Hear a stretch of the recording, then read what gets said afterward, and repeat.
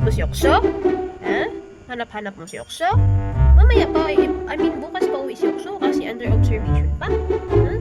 Alam mo ba, manas sa'yo yung panganay. Ha? Manas sa'yo yung panganay. Pagkatapos lumili, ang kulit-kulit na. Ang kulit-kulit na.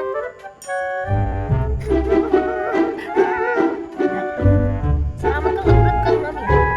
Paano nakapapayag ng ikot eh? Babe na, ikaw ka mag-aalala. Uuwi si Okso bukas. Bukas na kasi kailangan siya ma-admit ng 24 hours. Ha? Pray ikaw na makasurvive yung dalawang baby. Kasi natagal silang nakuha. Kasi laki lang ng abdominal part ni Okso. Dalawa mo. Ito pa naman ito.